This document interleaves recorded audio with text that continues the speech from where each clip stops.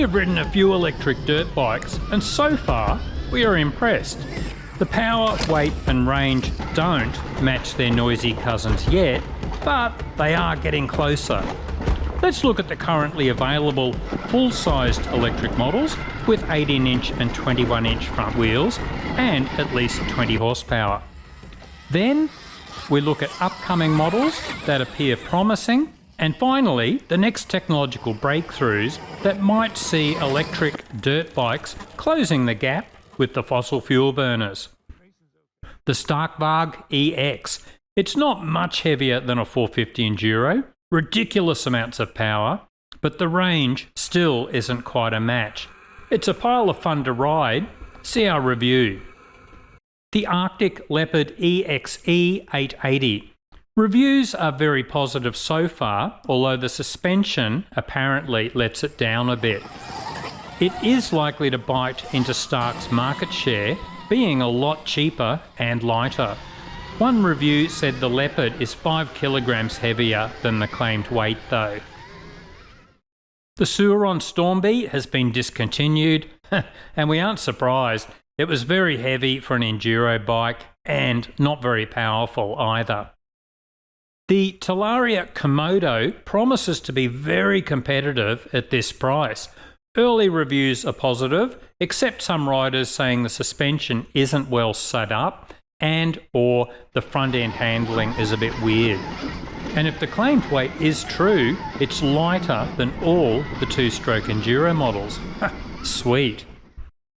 The RFN Warrior SXE15 Plus. It wins the award for the longest name. It is a full-sized model, but it has quite a short wheelbase, which could suit the hard enduro riders.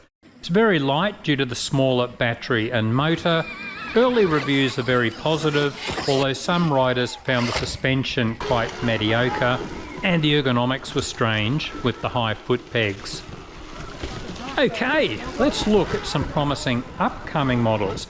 The Bonnell 805 is an Australian model due in mid-2026.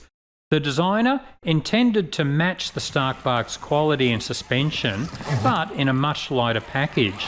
If true, I would love to get my hands on this.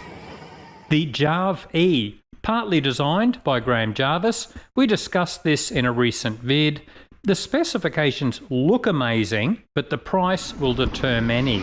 It's even more expensive than the Varg. The Dust Hightail. It's made in the USA with quality suspension from Cirrus. My guess, it will probably be as good as the Jarv-E, but you aren't paying for Graham Jarvis's name. There are many other electric models available now or coming soon, but many of them have smaller wheels.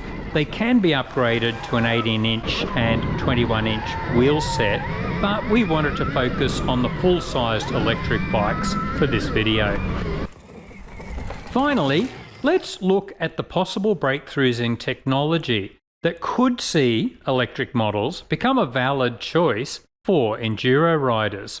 This involves batteries that are cheaper, lighter and store more energy. The main contenders: anode-free lithium metal batteries, sodium-ion batteries, silicon-enhanced anodes and solid-state batteries.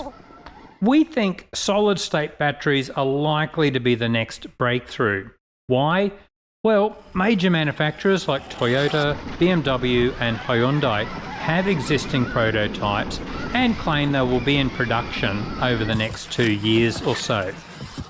So what are the claimed advantages of solid-state batteries? Around twice as much energy storage as current lithium-ion batteries, around 25% lighter. That's great news for motorbikes.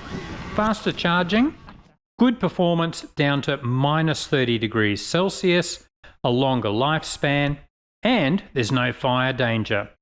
These claims do have evidence to back them up so far, but the key is getting the price down and preparing factories for mass production.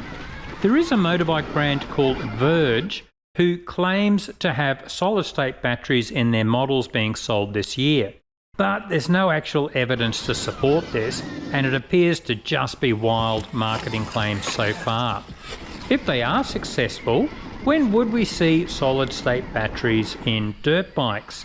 Well, they need to perform successfully in cars first. If and when they are cheap enough, they will be adapted for use in bikes. The time frame? Who knows?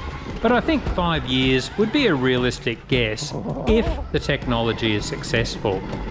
It would certainly close the gap with fuel-burning dirt bikes.